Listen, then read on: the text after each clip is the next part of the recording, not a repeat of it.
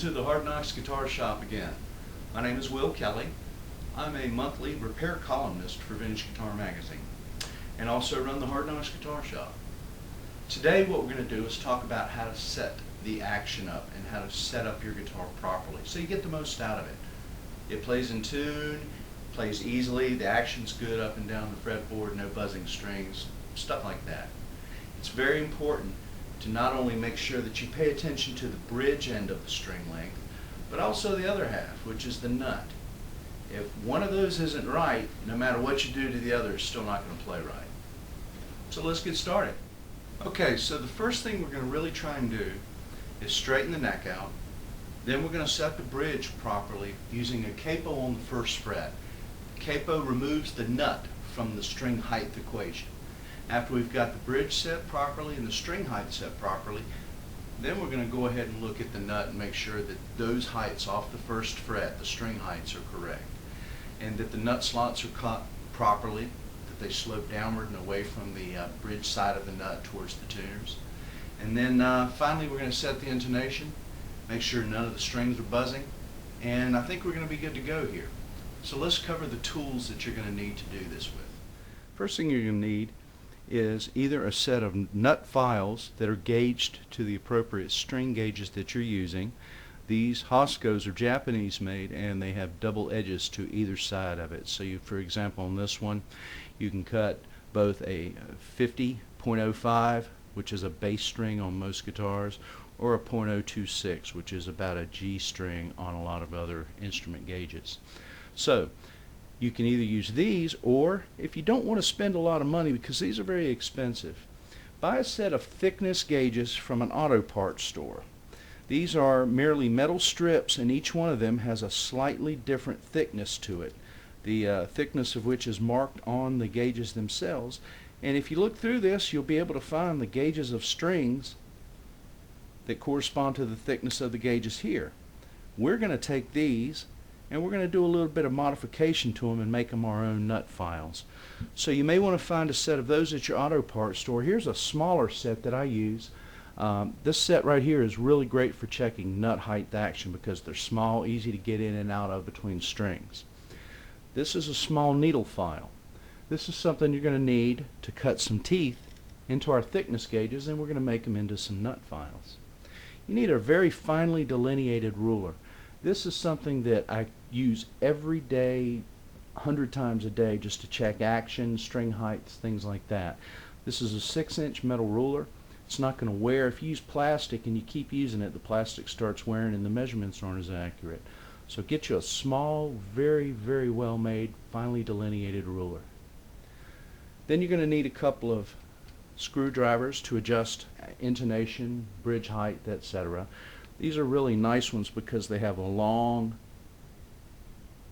shaft to them, but they're very finely pointed on the end. These are .3s, so very, very fine taper. And then the last thing you're going to need is a little bit of lubrication for the nut and for the bridge saddles themselves. We've got our thickness gauge right here, and you'll notice that each one of them has a separate thickness stamped on it.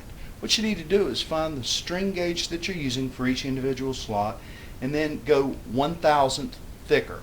For example, our high E string on the Gibson is a .010. This thickness gauge is a .011. So it's just a tiny 1/1000th bit thicker than the string gauge itself. So we'll start with the high E string right now, and what we're going to do is just fit it into our small bench vise. These are wonderful things to have, by the way. They have suction cups on the bottom of them so that you can mount them to your kitchen table. It's a great portable workplace. Then we're going to take our needle file, and this has extremely fine, almost like a knife blade, file edges to it. Starting at one end of the leading face of the thickness gauge, we're going to go ahead and start cutting small notches, very closely spaced together at a 90-degree angle to the length of the thickness gauge. You don't want to cut very deep notches, roughly about the same depth as the gauge is thick, so these are very shallow. And just keep working your way down at very closely spaced intervals until you've got about an inch, inch and a half worth of cuts. These are at 90 degrees to the length of the gauge. Okay, so the first thing you do when you set the bridge height is you want to go ahead and take a capo and capo the instrument at the first fret. What this does is effectively eliminate the nut from causing any kind of height differential problems on your measurements, okay? Because you're really coming off the first fret, which is an even distance, okay? So set the capo on your first fret, and then get your 6-inch fine measured ruler like we talked about, and let's go ahead and check the string heights from the top of the fret on the last fret to the bottom of the string, okay? When you measure each one of these, you should be at about a .020 height. That's factory stock for Fender, Gibson, and Guild and a few other people, but you can adjust that up and down accordingly to your playing style, string gauges, etc. But that's a great place to start. It's important to measure from the top of the fret to the bottom of the string.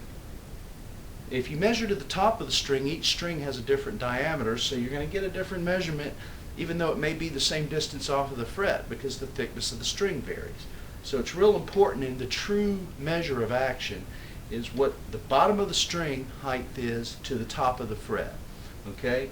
So what we're going to do is go ahead and measure all of these. Now with a two-pneumatic bridge like this, you're going to find that it's already a preset radius that matches, which in this case is a 12-inch.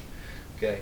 So what we're going to do basically is just set the inner first high E string and the outer low E string and make sure that those two measurement heights are the same. And then basically what you've got is each string having the same height measurement.